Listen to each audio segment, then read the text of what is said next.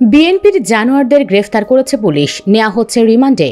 রাজধানীর পুরান ঢাকায় স্যার সলিমুল্লাহ মেডিকেল কলেজ হাসপাতালের সামনে ভাঙাড়ি ব্যবসায়ী লালচাঁদ ওরফে সোহাকে প্রকাশ্যে নৃশংসভাবে খুনের ঘটনায় 4 জনকে গ্রেপ্তার করেছে আইনশৃঙ্খলা রক্ষাকারী বাহিনী।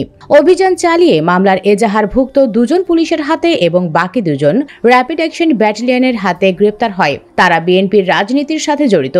2 দিন আগে পুরান ঢাকার এক ব্যবসায়ীর থেকে চাঁদা না পেয়ে তাকে প্রকাশ্যে খুন করা হয়। এরপর তার লাশের ওপর ওঠে নাচানাচি করে লাশ ফেলে চলে গেছে। আল্লাহর কসম, শত্রুর মৃত্যুতেও তো মানুষ এত পিশাচ হয় না।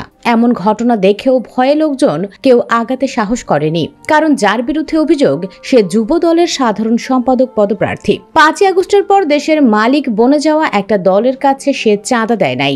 আমরা যখন নতুন বাংলাদেশের কথা বলছি, নতুন সংবিধানের কথা বলছি, নতুন দিনের স্বপ্ন দেখছি, আমাদের দেশের সবচেয়ে বড় রাজনৈতিক দলটা তখন আমাদের সেই লগি বৈঠার যুগে ফেরত নিয়ে যাইতেছে। হাসিনা মুক্ত বাংলাদেশে, আওয়ামী লীগ মুক্ত বাংলাদেশে চাঁদা না দেওয়ার অপরাধে একটা মানুষকে খুন করে লাশের উপরে উঠে নৃত্য করা হলো, অথচ আমরা কেউ একটা টু শব্দ করলাম না। এই লজ্জা কোথায় রাখি? এই জানোয়ারদের দল বিএনপিকে নিষিদ্ধ করতে হবে, না হলে এদেশের মানুষ এসব চাঁদাবাজদের কাছ থেকে মুক্তি পাবে না। শেষে এতটুকুই আমাদের চাওয়া, ওদের দ্রুত বিচার শুরু করা হোক, এমন নজির তৈরি করা হোক যাতে দ্বিতীয়বার এমন কেউ করার সুযোগ না পায়। প্রিয় ভিউয়ার্স, এবার আপনারাই এই খুনির কি বিচার চান?